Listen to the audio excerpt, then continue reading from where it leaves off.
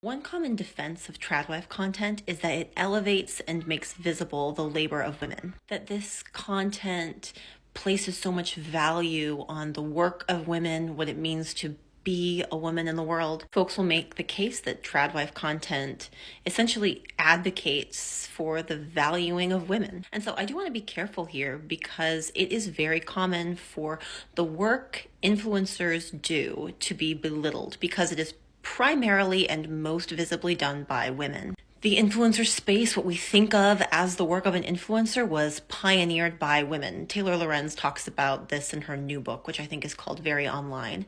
Now, there are a lot of reasons to reject the notion that tradwife content elevates the work of women, but I want to focus on one, and that has to do with Christian tradwife creators specifically. Because Christian tradwife influencers are not just saying, I like to do this in my home. I like to dress this way. I like to romanticize homemaking. Christian tradwives are saying this is how women are meant to be. Implicitly or explicitly, that is the message.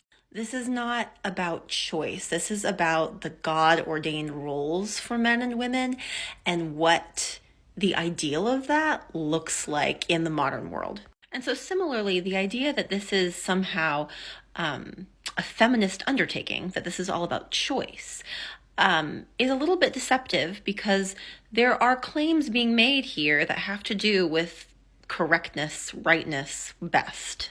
There is an evangelistic impulse at play here, which makes this so consonant for evangelical women and audiences. It's a familiar language and a familiar way of seeing the world that we're seeing play out on our screens. And so, yes, while in some ways this content makes the work of homemaking a little bit more visible, it also paints it in a very unrealistic light for most women, for most families. On social media, it is an overwhelmingly white vision. And while it might be making more visible a certain romanticized form of homemaking and domestic labor, that vision is built on a very particular understanding of what a woman looks like and should be.